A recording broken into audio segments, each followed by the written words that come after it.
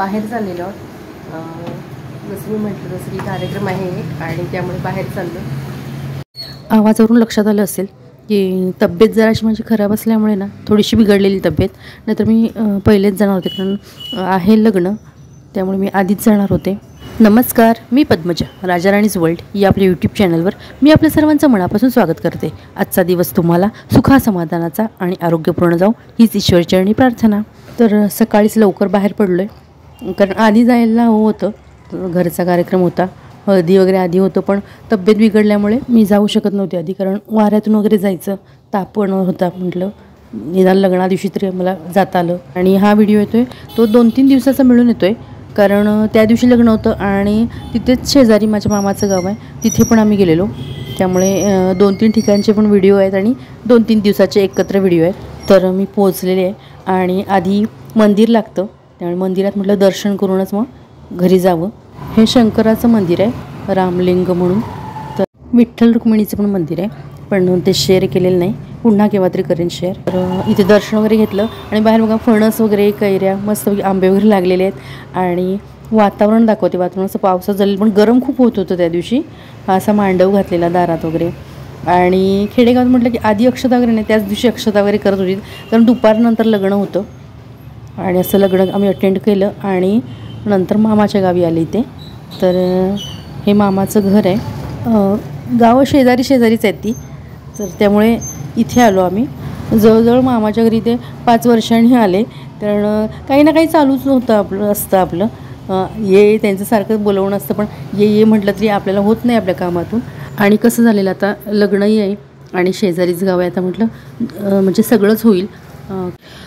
माहेरी बोलवत होती, वहिनी पण बोलत होती, बहीण बोलवत होती, पण झालं कसं सांगते, हिची 12वीची परीक्षा झाल्यावर वाटलेलं मला जाता येईल, पण CETची परीक्षा होती आणि तिने घरीच अभ्यास केला तो. तर ती परीक्षा झाली आणि लगेच रिझल्ट लागला, लगेच ॲडमिशनचं चालू झालं आणि हे लग्नही होतं. आता तिथेच म्हटलं सगळी भेटतीलही आपल्याला.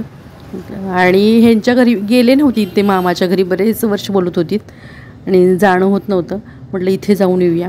तर आणि त्यात आता पाऊसही चालू झाला, त्यामुळे तिकडे जाणंही अवघड आहे, कारण कोकणात आधी पावसाचं अवघड होतं जाणं तसं. तर म्हटलं इथेच 1-2 दिवस राहूया. तर ही मंदिर आहेत ना, ही मामाच्या घराच्या संपूर्ण भोवतीने अशी मंदिर आहेत आणि आम्ही ते लहानपणी खेळायचो वगैरे, जायचो, बरंचसं इथे गेलेलो वगैरे. त्यामुळे म्हटलं जाऊया.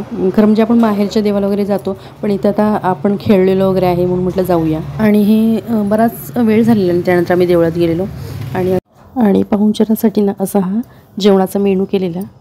आणि ही भावाची मुलं वगैरे, म्हणजे मामे भावाची मुलं वगैरे. संध्याकाळी आल्यावर चहा वगैरे झाला, जर थोड्या गप्पा झाल्या, त्यानंतर देवळात वगैरे जाऊन आलो आणि मग जेवण वगैरे रात्रीचं. तर हे दुसऱ्या दिवशीचं आहे. सुंदर अशी फुलझाड आहेत, मस्त वाटतं ती फुलं बघून वगैरे. कालच बघा पाऊस केवढा पडून गेला, ढग वगैरे असे भरून आले आणि पाऊस चालूच आहे. आता थोडासा थांबला म्हणून मी हे असं थोडंसं गॅलरीतलं घेतलं. आता हे संध्याकाळच्या वेळेस आहे, दुसऱ्या दिवशीचं संध्याकाळच्या वेळेस आहे. सगळंच मी शेअर केलेलं नाही. पाऊस बराच झाला आणि हे ना खेकडे मिळाले, तर हे खेकडे पकडून आणलेत. आणि मामेमाचा मुलगा आहे बघा, आणि ही मुलं ना खरंच हुशार असतात.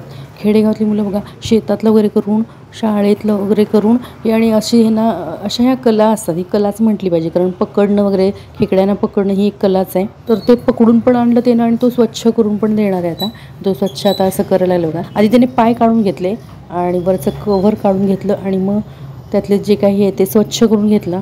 तर काही भाग टाकून द्यायचा, मधला जो भाग असतो तो टाकून द्यायचा. तर काही आहे ना तण कसे होते ते हाताने होईनात म्हणून असं मारुतुल घेतलं. आणि हा भाग बघा, काही भाग टाकून द्यायचा आहे आणि धुवून वगैरे ते नंतर घेतात. तर ते पाय वगैरे काढून घेतला, त्याचाही रश्श्यात वापर करायचा आहे. तर मलाही वाटलं ही कशाला ठेवलेत, पण त्याचा वापर करायचा आहे. आणि ही जी खेकड्याच्या रश्श्याची रेसिपी आहे ती मी पुढे शेअर केलेली आहे, कारण काही जणांना कसं खाल्लेलं असतं पण करायचं कसं माहीत नसतं.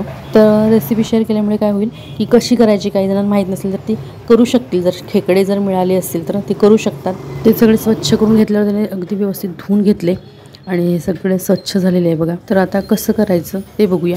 तर हे सगळे जे खेकडे स्वच्छ करून घेतले ना, ते मिक्सरच्या भांड्यात घेतले. हे खलबत्त्यात चेचून पण करतात असं तिने मला सांगितलं, ते आता मिक्सरवर करून दाखवते. तर तसेच थोडे आधी घेतलेले, थोडे मिक्सरला फिरवले आणि पुन्हा पाणी घालून पुन्हा फिरवते. असं म्हणतात की हा जो खेकड्याचा रस्सा असतो ना, तो आत्ता पिला की वर्षभर म्हणे सर्दी होत नाही. असं म्हटलं जातं. आता मिक्सरमध्ये बघा अगदी बारीक वाटून घेतलं आणि ते सगळं एका पातेल्यात काढून घेतलं आहे. आता ते पुन्हा कसं करायचं दाखवते. हे पाय सगळे घेतलेत आता मिक्सरच्या भांड्यात आणि ते पुन्हा बारीक करते. आत्ता मग अशी केला तो खेकड्याचा मधला भाग बारीक करून घेतला आणि आता हे खेकड्याचे पाय बारीक करून घेते. तर आधी तसेच लावले आणि पुन्हा पाणी घातलं जरासं आणि आधी काढलेल्या मिश्रणाच्या ह्याच्यातच पातेल्यामध्ये ते ओतून घेतलं. आता त्यात खर म्हणतात किंवा गाळ असतो असा जो ना, तो कसा करायचा. तर वस्त्रगाळ नाही म्हटली ती करत मी, तर असंच प्रकारे करते. खाली गाळ दिसतोय बघा त्या पातेल्यात. तर पुन्हा एकदा मिक्सरला लावून घेणार आणि पुन्हा असंच पद्धतीने तो रस जो आहे तो काढून घेणार. आणि मला वाटलेलं मटणाचा जो मसाला आपण वापरतो ना तसा वापरतात, पण तसा नाही, थोडाफार फरक आहे. थोड्या काही गोष्टी वेगळ्या वापराव्या लागतात. कोणतं जास्त प्रमाण कोणतं कमी प्रमाण हे आपल्याला माहीत पाहिजे. खेकड्याचा रस्सा करायचा असेल तर त्याप्रमाणे वापरण्यासाठी म्हणून माहीत पाहिजे. तर हा असा खर किंवा म्हणा गाळ असा राहिला आहे. तर जे काय रस आहे तो काढून घेतला आहे त्यातला आणि बाकीची खर वगैरे आहे ती टाकून दिली. तर तिने जो मसाला सांगितला तर त्यात तिने झाले तीळ वगैरे अजिबात वापरायचे नाहीत. तर इथे लसूण, आलं, लवंग आणि मिरी. तर मिरीचं प्रमाण जास्त घ्यायचं. ओलं खोबरं घेतलेलं आहे थोडं आणि कोथिंबीर. तर हे सगळं बारीक वाटायचं आहे. मिक्सरच्या भांड्यात खेकड्याचं वाटून घेतलेलं ना ते भांडं घासून स्वच्छ केलं. मिक्सरच्या भांड्यामध्ये आता खोबरं, आलं, लसूण आणि कोथिंबीर घेतले त्याचं आता वाटण करून घ्यायचं आहे. हे असं वाटण त्याचं तयार झालं आणि खलबत्त्यामध्ये लवंग आणि जे मिरे घेतलेले ना ते असे बारीक करून घेणार आहे आणि मग त्याचा रस्सा बनवायचा. तर तेल घालून घेतलेलं आहे पातेल्यात आणि जिरे घातलेले आहेत. आता मी पहिल्यांदाच बघते खेकड्याचा रस्सा करताना. तर आपण म्हटलं बघतोय पहिल्यांदा तर आपण शेअर करावा, कारण मी ऐकलेलं होतं बरंच खेकड्याचा रस्सा पण बघितलेलं नव्हतं. प्रत्यक्ष बघितलं की आणि ही अशी रेसिपी करून ठेवली की नेहमी आपल्यासाठीही राहील आणि बाकीच्यांनाही उपयोगी पडेल. तर तो मसाला ना तेल घातल्यावर जिरे घातले, तो वाटलेला मसाला आणि ही मिरेपूड आणि लवंग जी आपण खलबत्त्यामध्ये करून घेतलेली ती पण यामध्ये घालून घेतलेली आहे. आणि आता आपण ही कोल्हापुरी कांदा लसूण चटणी ही या भागात सगळ्यांकडे तीच असते. मीठ घातलं आणि हे सगळं जे ते मस्तपैकी अगदी परतून घ्यायचं आणि थोडा वेळ असंच ठेवू द्यायचं. तर त्याला किती कलर सुंदर आलेला आहे बघा. आता हळद आणि गरम मसाल्याची पूड जी असते पावडर ती घातली आणि थोडा वेळ ठेवल्यावर किती सुंदर कलर आलेला ना त्याला. आणि त्यामध्ये हे गरम पाणी घेतलं. आणि एक सांगायचं राहिलं, जो आपण मगाशी खेकडा आणि जे पाय वाटलेले ते वाटतानाही त्याला आपण कोमट पाणी वापरलेलं आणि मस्तपैकी असा रस्सा तयार झाला. हे ना इथले कपड्याचं मोठं दुकान आहे आणि इथं मी खेकड्याची रेसिपी तुम्हाला शेअर केली ना त्या दिवशी सकाळी मी इथे गेलेले.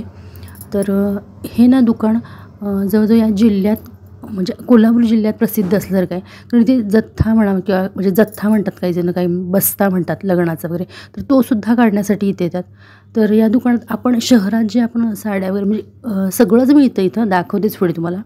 तर ते शहरात आपण साड्या ज्या घेतो ना पण त्या खूप अगदी मला वाटतं तिप्पट किंमत आपण शहरात मोजतो, तर त्याच या अगदी कमी रेटमध्ये मिळतात आणि अगदी त्याच ह्याच्या असतात.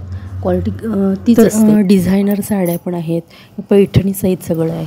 लेहंगेसुद्धा अगदी सुंदर आहेत आणि ते बेडशीट वगैरे अगदी सगळं म्हणजे काही मिळत नाही असं. ड्रेस, बेडशीट, गाऊन, अगदी मॅट वगैरे म्हणजे आपण बसायला मॅट घेतो समजा त्या, किंवा जमखाणे, चादरी, सगळं काही मिळत नाही असं नाही. आणि अलीकडं हे ब्लाऊज पीस बघा. तर ब्लाऊज पीसचं असं सांगायचं मला की साड्यांपेक्षा अलीकडे ना जे ब्लाऊज असतात ते उठूनही असतात आणि असतातही तसे ब्लाऊज पीस. तर ते इतकं काम केलेलं असतं ना त्या ब्लाऊज पीसवर की घेण्याचा अगदी मोहच होतो. तर नऊवारी साडी वगैरे ते सुद्धा, टॉवेल, टोपी म्हणजे सगळं मिळतं. कपड्यांमधलं काही मिळत नाही असं नाही इथे. तर इथे पण थोडीफार खरेदी केली आणि बेडशीट वगैरे अगदी 100 रुपयापासून म्हणजे 100, 150, 200 वेगवेगळ्या ह्याचे असतात इथे. आणि आम्ही सकाळी जरा म्हणजे 11च्या दरम्यान गेलेलो, पण 2 नंतर, दुपारी 2 नंतर इतकी गर्दी असते ना, प्रचंड गर्दी असते इथे. म्हणजे काही वेळेला स्वतःहूनच आपण बघावं लागतं, त्यांना दाखवायलासुद्धा वेळ नसतो, इतकी गर्दी असते तिथे. आणि फक्त लेडीजचंच नाही तर जेंट्सचं पण शर्ट वगैरे सगळंच आहे इथं.